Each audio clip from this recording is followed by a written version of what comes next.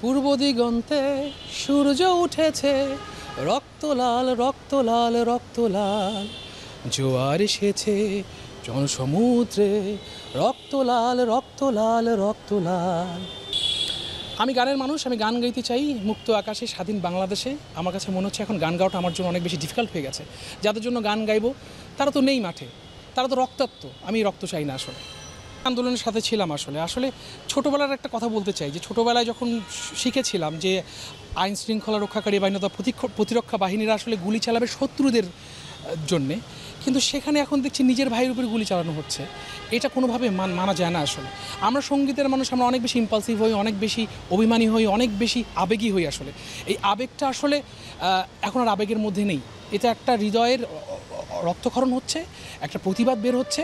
আমি ঘুমোতে পারছি না আসলে, সত্যি কথা। আমার নিজের ভাইয়ের উপরে কেন গুলি চালানো হবে? আমি এতগুলো মানুষের এমন কোনো ক্যাটাস্ট্রফি বাংলাদেশে হয়নি যে এতগুলো মানুষকে নির্বিশেষে এইভাবে পশুর মতো গুলি করে মারা হবে আসলে। আমি এটার ধিক্কার জানাই, এটার প্রতিবাদ জানাই আসলে। কারণ আমি যাদের জন্য গান করি তারা আজকে নেই, তারা আজকে তার রক্তাক্ত। যেখান থেকে যে রাস্তা থেকে গান গেয়ে আজকে এই পর্যন্ত এসেছি, কাদের জন্য? সেদের জন্যই এসেছি আসলে। এদের উপর গুলি চালানো হচ্ছে মানে আমাকে গুলি চালানো হচ্ছে। সো আমি এটার প্রতিবাদ জানাই। দাবিটা হচ্ছে আর কোনো নিরীহ প্রাণ যেন এভাবে না যায়, একটা সুন্দর পরিবেশ তৈরি হয়, যে পরিবেশে আবার আমরা আগের মতো গাইতে পারবো, কথা বলতে পারবো, বাক স্বাধীনতা থাকবে সবচেয়ে বড় ব্যাপার। আমার মনের কথাটা যাতে আমি সুন্দর করে বলতে পারি কোনো বাধা ছাড়াই, এটাই চাই। কে কি বললো না বললো এটাতে কোনো কিছু যায় আসে না। সবচেয়ে বড় ব্যাপার অস্তিত্বের প্রশ্ন এসেছে আসলে। আমরা সবাই মানুষ, দিন শেষে আমরা সবাই মানুষ, আমরা রক্তে মাংসে মানুষ। আমরা মানুষের সবচেয়ে বড় বৈশিষ্ট্য হচ্ছে সে সাদাকে সাদা বলবে, কালোকে কালো বলবে। সেটা যখন বলতে দেওয়া হবে না, ট্যাগ করে দেওয়া হবে, তাহলে এটা আসলে মানুষ বলছে না, অমানুষরাই বলছে আসলে। আমি গানের মানুষ, আমি গান গাইতে চাই মুক্ত আকাশে স্বাধীন বাংলাদেশে। আমার কাছে মনে হচ্ছে এখন গান গাওয়াটা আমার জন্য অনেক বেশি ডিফিকাল্ট হয়ে গেছে।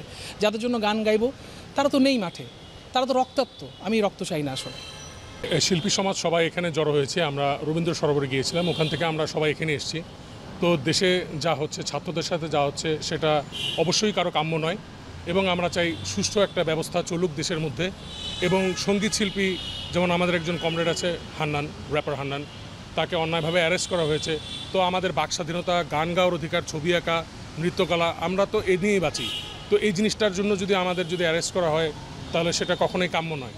তো আমরা তার নিঃশর্ত মুক্তি চাই এবং ছাত্রদের সাথে যে অন্যায় হচ্ছে তাও যাতে বন্ধ হয়। এবং সবচেয়ে বড় কথা যে অনৈতিকভাবে যে অ্যারেস্ট করা হচ্ছে, হ্যারাস করা হচ্ছে, এগুলো যাতে আমাদের দেশে না হয়। আর যে প্রাণগুলো আমাদের মাঝে আজকে নেই, যারা চলে গেছে, তাদেরকে আমরা কখনোই আর ফিরে পাবো না। কিন্তু এই চলে যাওয়া প্রাণগুলো যাতে সঠিক এবং সুষ্ঠু নিরপেক্ষ একটি বিচার পায় এবং এই দেশে যাতে শান্তির সুবাতাসটা আবার বয়, সেই জিনিসটা আমরা চাই।